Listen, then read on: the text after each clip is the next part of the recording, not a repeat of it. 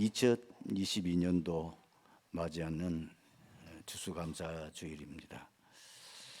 이 서른 부분에서 우리 렘넌트로서 어떻게 우리 트리니티 교회에 출석하고 있는 렘넌트를 성공한 인물로 키울 수 있겠느냐. 우리 렘넌트를 키우고 있는 부모님들이나 또 우리 교사들, 지금 성경에 나오는 일곱의 렘넌트와 또 포로시대 때의 렘넌트를 이 초대교회 렘넌트들의 그 생애를 자세히 보시면서 세상은 우리가 생각하는 이상으로 만만치 않고 많은 어려움이 있음을 보게 됩니다. 일곱의 렘넌트 가운데 이제 세상적으로 많은 고난과 어려움을 당하지 않은 경우는 하나도 없습니다. 대표적으로 보면 요셉은 아무 잘못도 없는데 결국은 형들이 요셉을 노예로 팔게 되고, 또 보디발의 집에 가서 정말 잘했잖아요. 뭐 아무 흠을 잡을 것 없는데 아무 이유 없이 누명을 쓰고 감옥에 가고,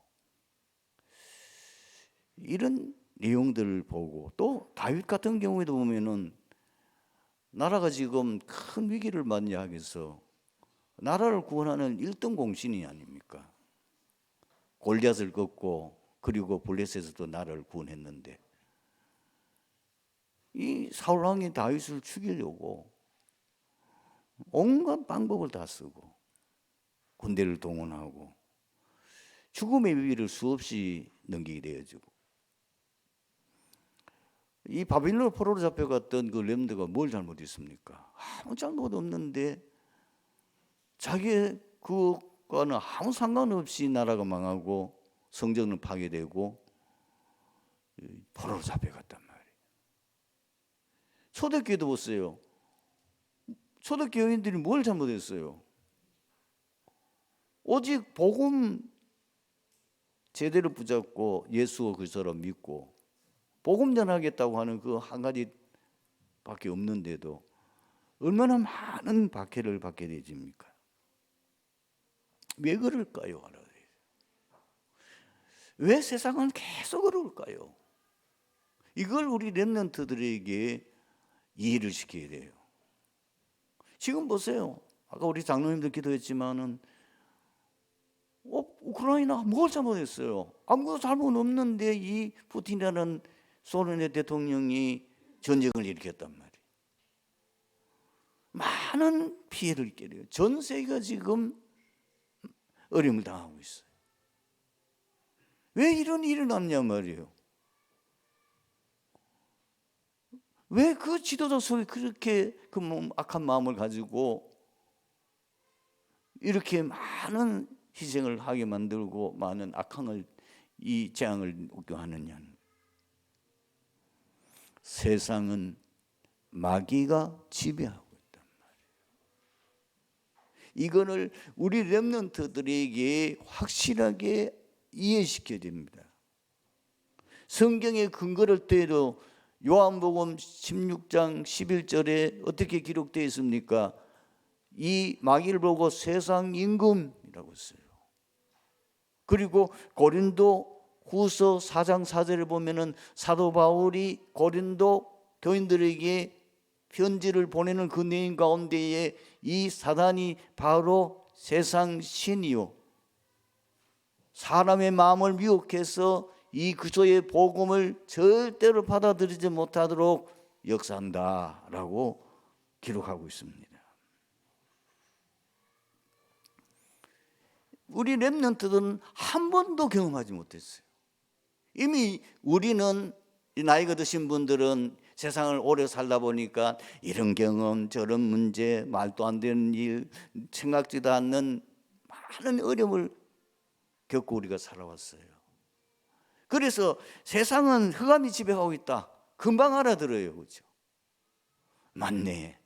정말 성경 말씀처럼 세상 임금이 사단이네, 세상 신이 사단이네. 그러니까 모든 세상에 지금 종교들이 전부 다 사단 숭배하도록 만들고 있잖아요.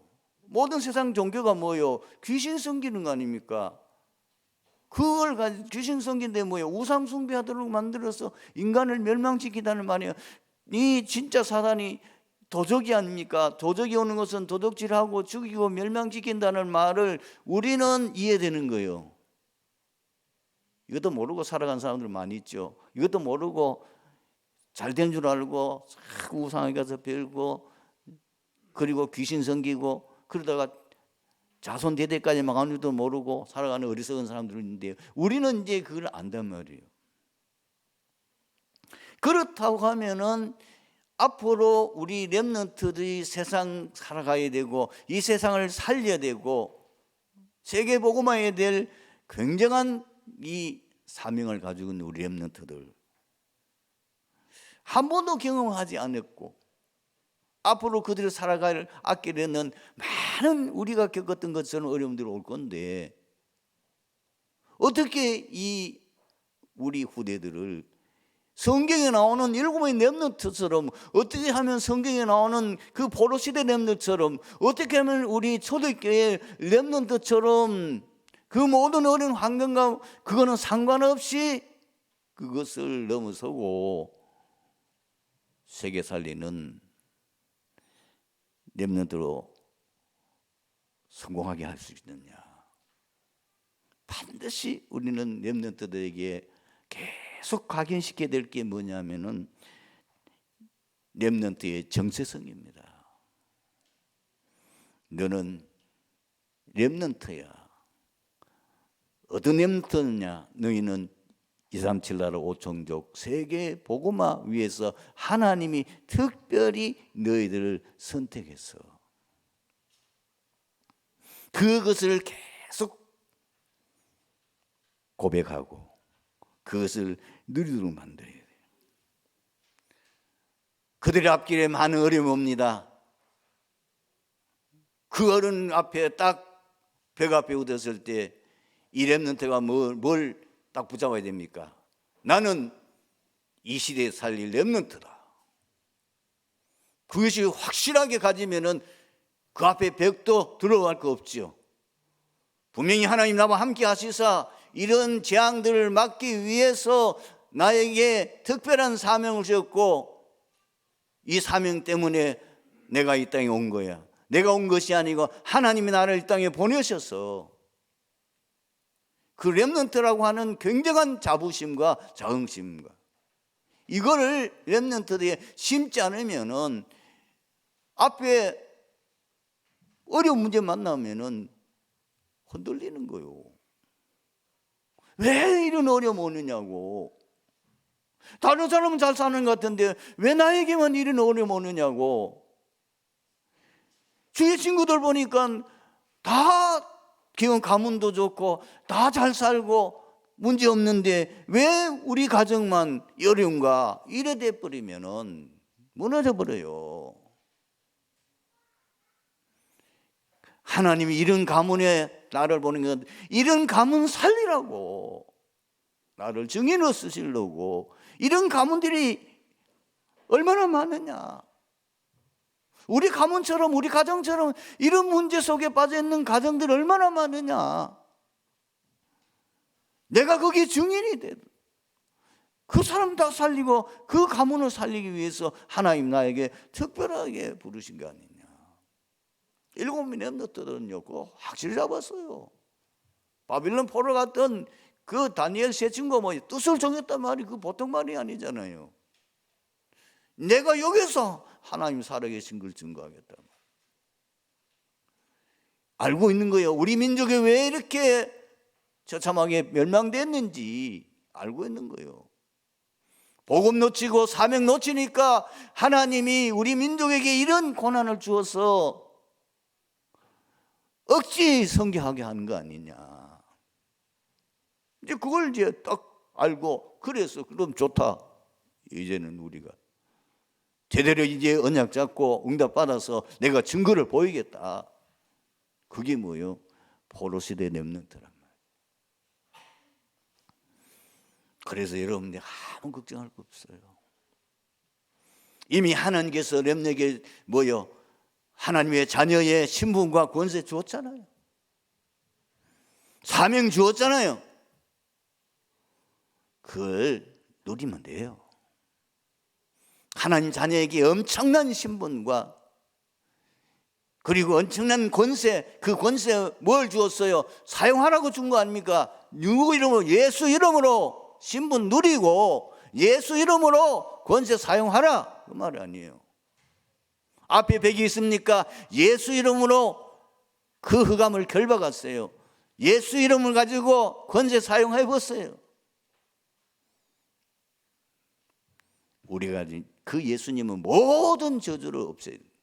모든 재앙을 없앨 수 있는 어마어마한 이름 아닙니까? 그 배후에 바로 흑암 아닙니까? 그 흑암을 꺾을 수 있는 것은 예수 이름밖에 없잖아요. 하나님의 아들이 나타나신 것은 마귀의 일을 멸하심이라. 사실 여러분 앞에 있는 벽, 여러분 가문의 역사하는 건 전부 다 흑암의 역사예요. 우리 부모님도 피해자예요. 잘 보세요. 지금 어떻게 보면 푸틴도 불쌍해요.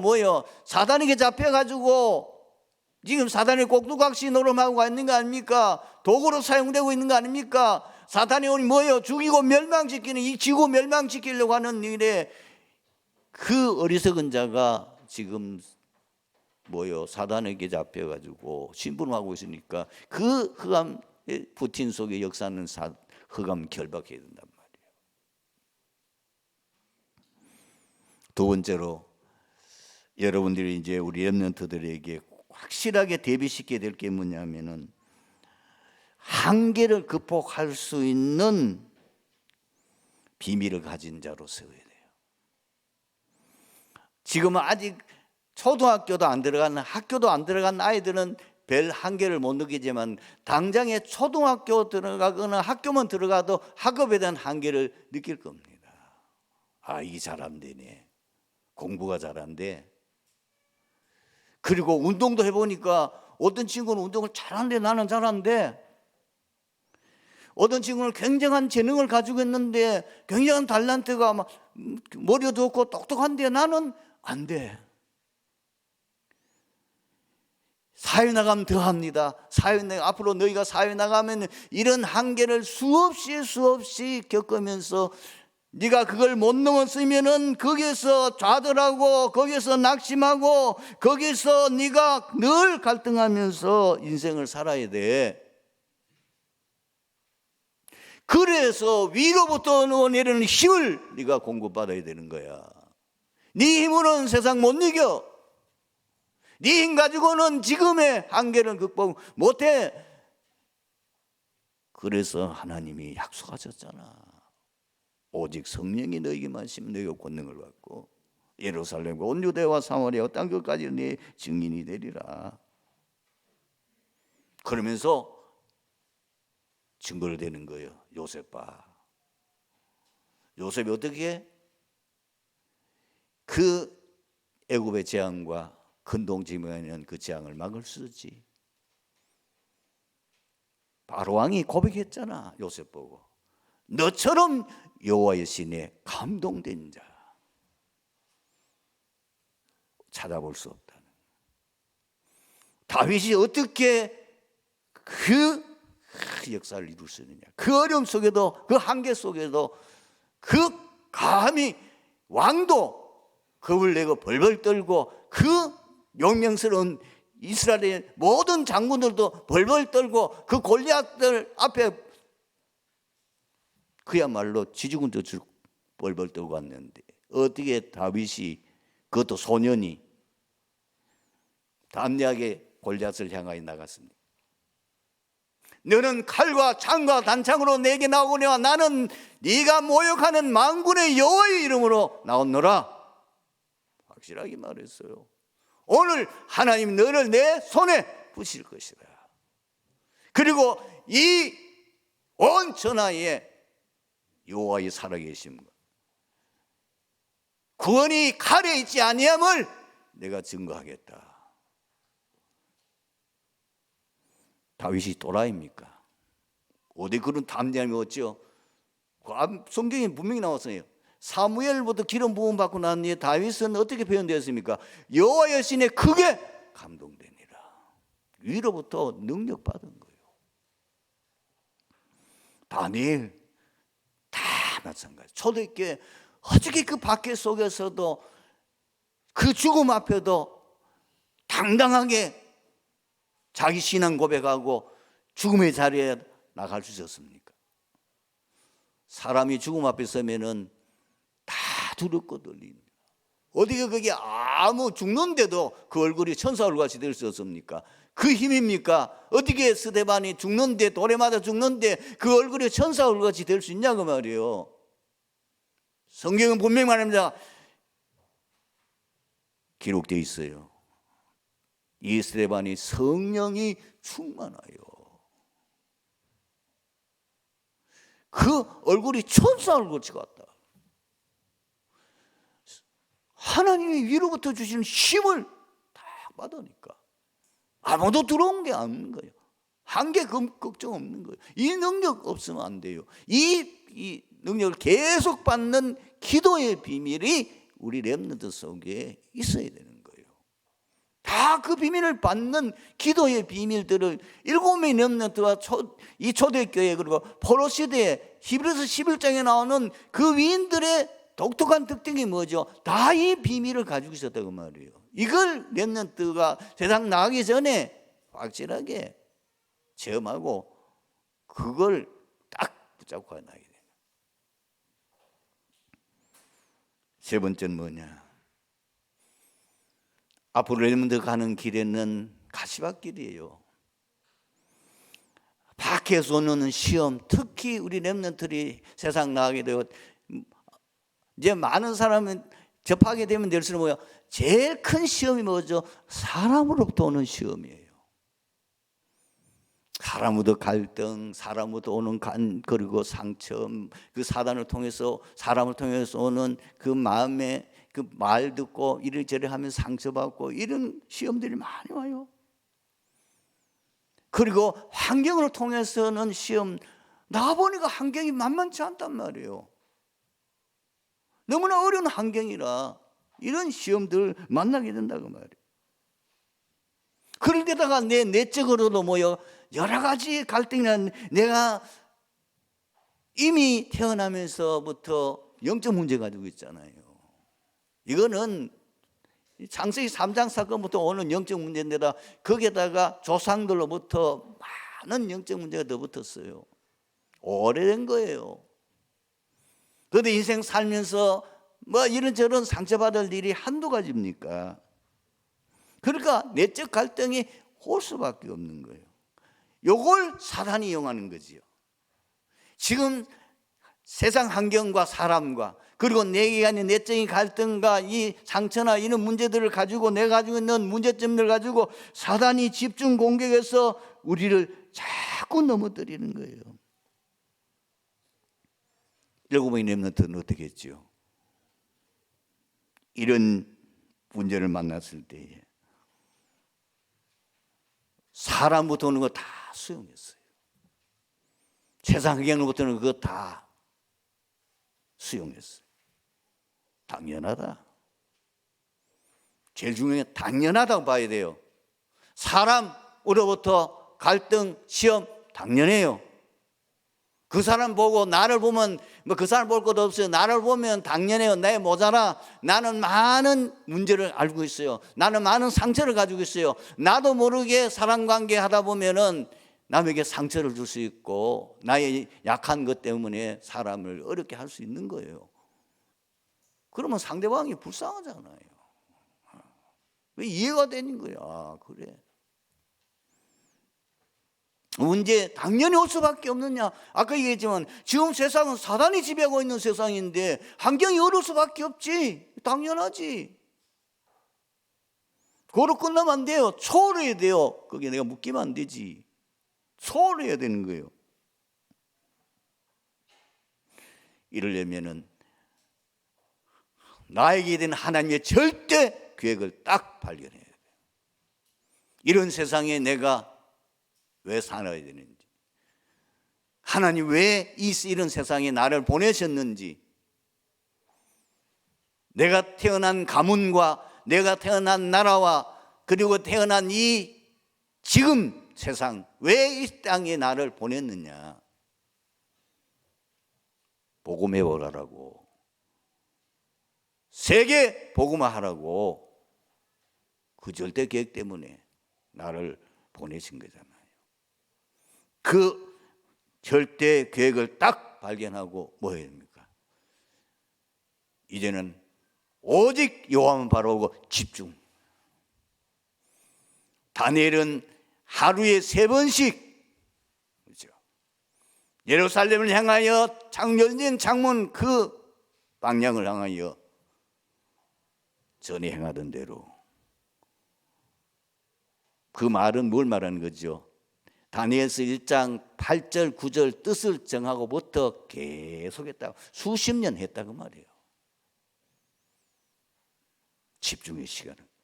그러면서 하나님으로 많은 은혜를 입어야 돼요. 하나님으로부터 많은 응답을 받아야 돼요. 하나님으로부터 많은 뭔가의 지금 현실에 대한, 여기에 대한 것을 하나님 주시는 은혜를 입고, 그것이 하나님 주시는 5가지 힘이잖아요.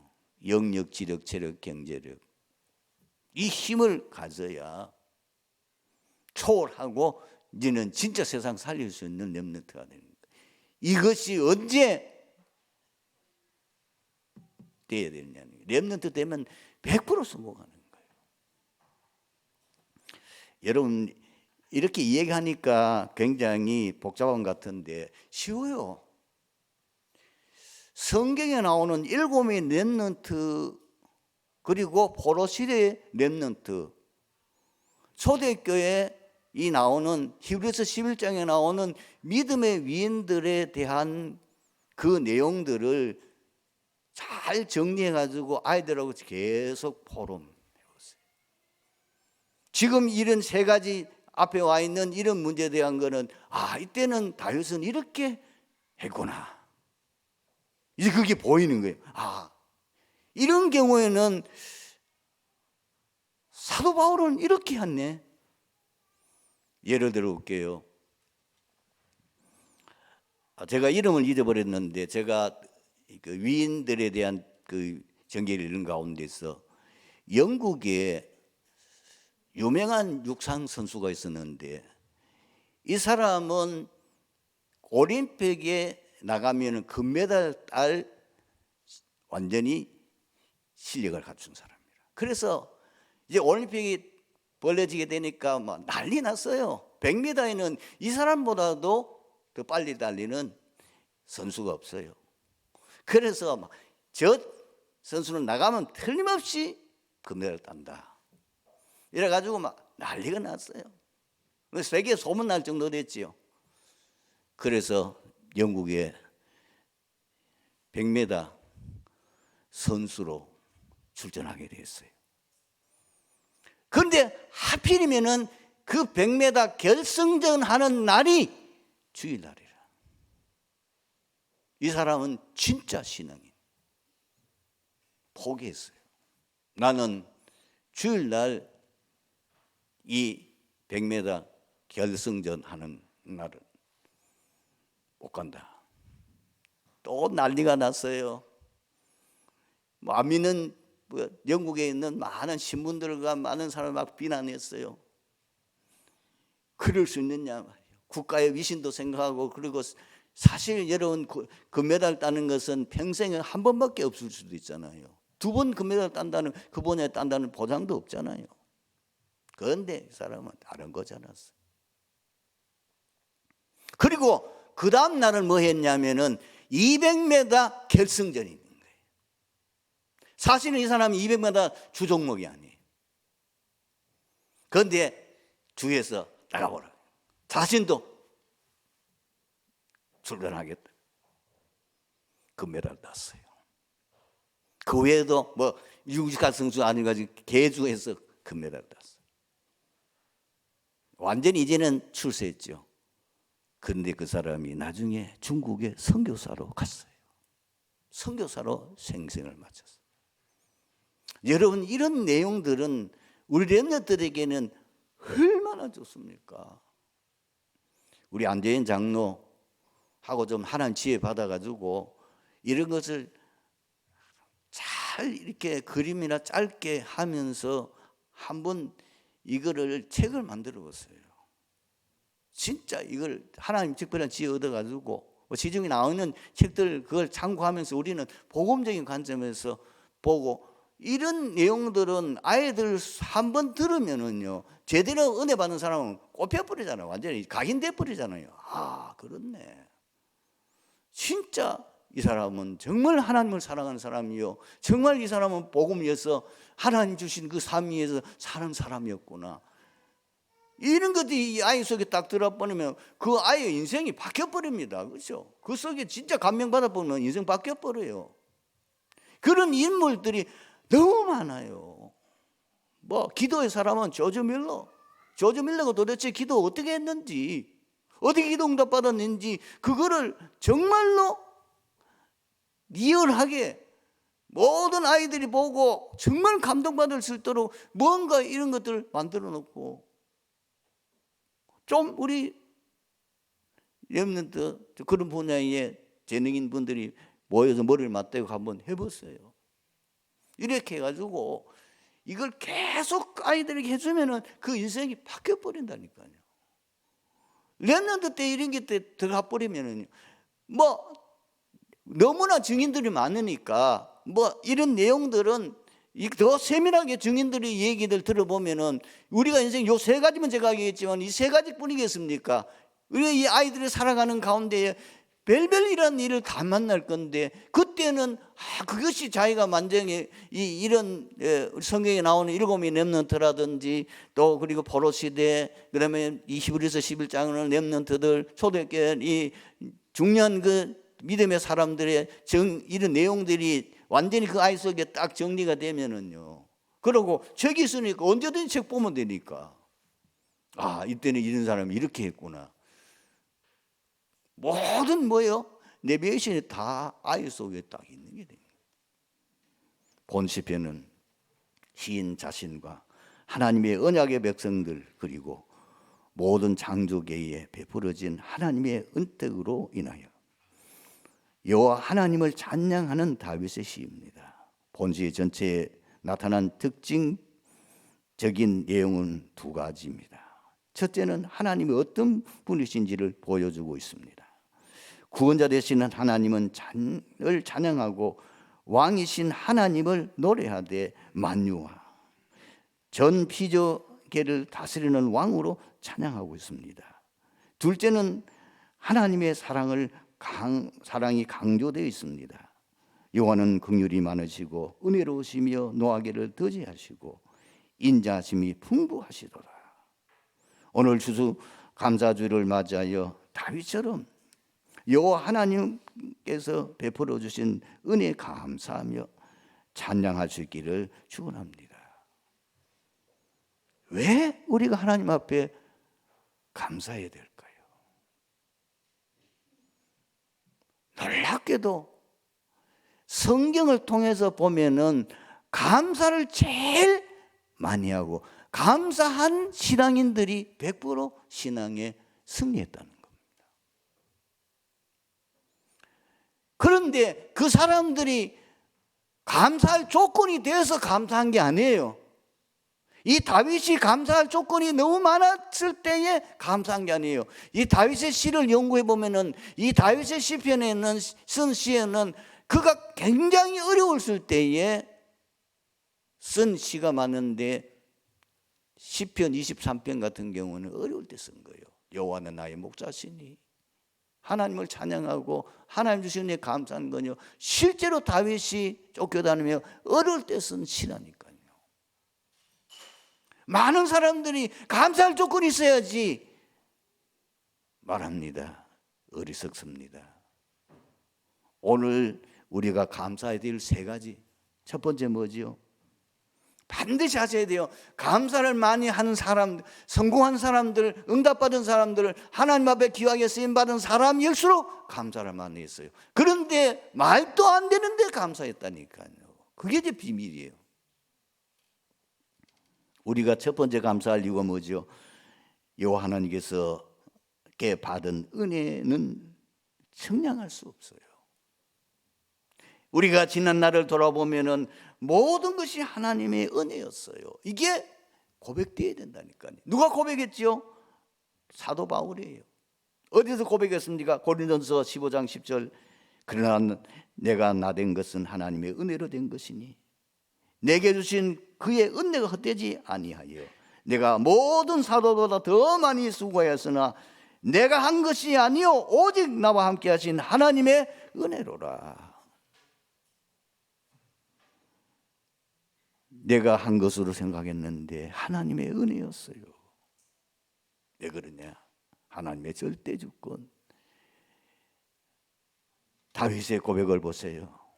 여호와여 위대하심과 권능과 영광과 승리와 위엄이 다 주께 속하여 사오니 천지에 있는 것이 다 주의 것이로소이다. 여호와여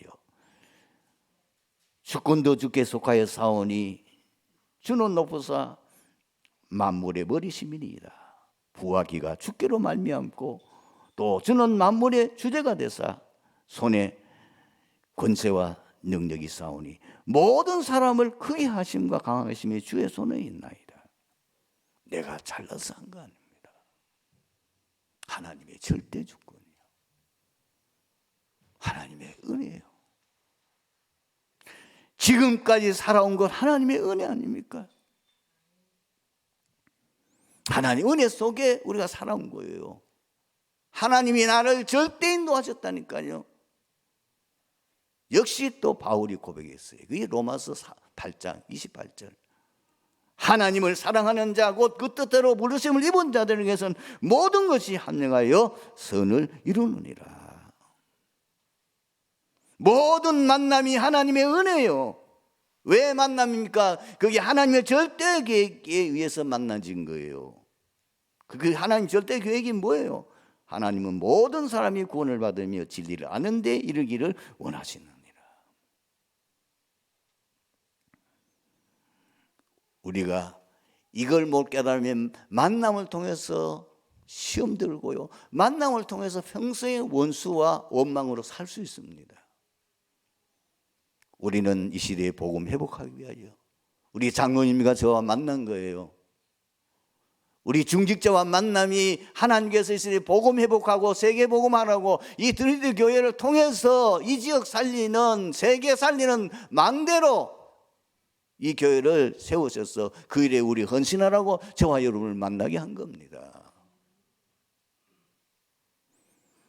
어떨 때는 너무 이상해 보지만 하나님을 사랑하는 자 곧 그 뜻대로 부르시면 모든 것이 합력하여 선을 이룹니다.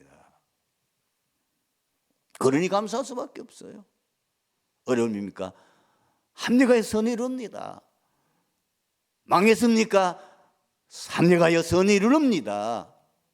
지금 죽음 위기에 있습니까? 아닙니다. 합력하여 선을 이룹니다. 그걸 통해서 복음 회복과 세계 복음화 증인으로 쓰실 것입니다. 두 번째, 왜 우리가 감사해야 되죠? 감사할 이유가 뭡니까? 여호와 하나님께 받은 응답이 너무 많기 때문에. 여러분 지난 날 응답을 자세히 알아보세요. 셀 수가 없습니다.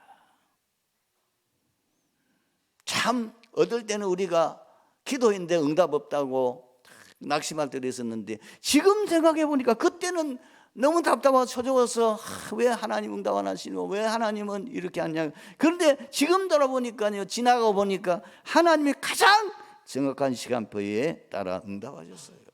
내 기준이 아니요, 하나님이.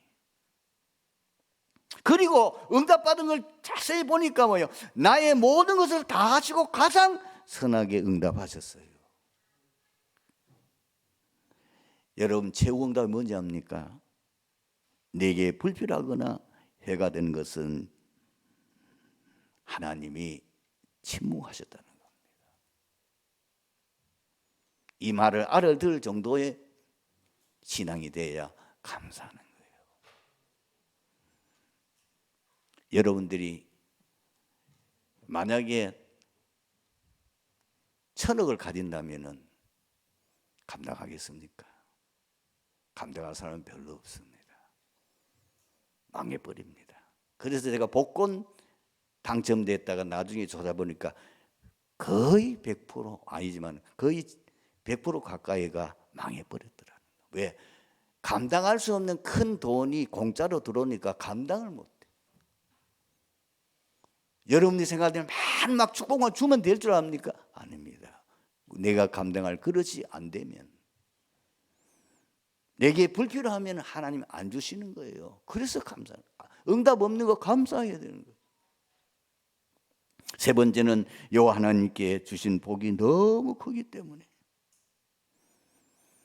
여러분들이 돼지 그리고 바퀴벌레로 태어나지 않고 하나님의 자녀로 태어난 거, 하나님의 형상 닮은 사람으로 태어난 거 감사해야 돼요. 여러분 바퀴벌레로 태어나서 뭐 했길래, 그 마음대로 안 되면 하나님 절대 주권인데. 그래서 창세기 1장 27절 28절 보세요. 참 그게 28절에 보면 어떻게 나옵니까? 우리를 하나님 형상으로 창조해 놓고 그들에게 복을 주시며 하나님께서 그들에게 이르시되 생육하고 번성하여 땅에 충만하라. 땅을 정복하라. 바다의 물고기와 하늘의 새와 땅에 긴 움직이는 모든 생물을 다스리라. 우리가 받은 두 번째 복이 뭐지요? 예수 그리스도로 말미암아 구원받은 하나님의 자녀 된 거예요. 이게 언제 되었습니까? 에베소서 보니까 창세전에, 놀랍게도 영세전에 벌써 그리스도 안에서 우리가 택하셨다고 말씀하고 있어요. 그리고 에베소 2장 8절 9절에 너희가 그 은혜를 인하여, 우리가 잘해서 아니요 은혜를 인하여 믿음으로 말미암아 구원을 얻었나니 이것이 너희에게 쓰는 것이 아니요 하나님의 선물이라. 감사할 수밖에 없죠. 우리가 받은 은혜가 넘칩니다. 그리고 내게 분에 넘치는 직분과 사명 주셨잖아요. 저 갈릴리 바다의 어부 그 베드로를 보고 예수님이 가시다가 나를 따라오너라. 내가 너요 사랑 남는 어부가 되게 하리라. 그처럼 우리가 부름 받은 거예요. 우리가 복음 전하는 전도자 자격이 있어요? 지금 여러분이 그 직분을 감당할 만한 자격이 됐냐 말이에요. 직분도 사명도 진짜 하나님의 은혜입니다. 그래서 고린도전서 4장 1절에 사람이 마땅히 우리를 그리스도의 일꾼이 하나님의 비밀을 맡은 자로 여길지어다. 디모데전서 1장 12절에 보면 나를 능하게 하신 그리스도 예수 우리 주께 내가 감사함은 나를 충성되이 여겨 내게 직분을 맡기심이니. 완전히 하나님의 은혜예요. 오늘 말씀의 결론입니다. 그래서 하나님을 가장 기쁘시게 하는 것은 항상 범사에 감사하는 겁니다. 그래서 데살로니가전서 5장 16절에는 항상 기뻐하라. 18절은 뭐죠? 범사에 감사하라. 왜? 이는 그리스도 예수 안에서 너희를 행하신 하나님의 뜻이니라. 하나님을 가장 영화롭게 하는 게 뭐냐? 감사하는 겁니다. 너희는 먹든지 마시든지 무엇을 하든 하나님 영광을 위하여 하라. 여러분 항상 범사에 감사하는 것이 최고의 선교요, 사실 전도요, 선교 중에 하나입니다. 다윗이 죽을 위기에 있을 때 어떻게 합니까? 윗방에 올라가서 창문을 열어놓고 전에 해가 된 대로 무릎 꿇고 감사하며 기도했다고. 그래 하나님이 세계복음을 문을 열어본. 이번 한 주간도 응답받고 최고의 감사하는 주간 되기를 주님으로 축원합니다. 아버지 하나님 감사합니다. 오늘 말씀 통해서 이 자리에 참석한 트리티교회 모든 성도들이 생애 최고의 응답받는 감사의 한 주간이 되도록 은혜를 베풀어 주시옵소서. 예수 그리스도의 이름으로 기도하옵나이다. 아멘.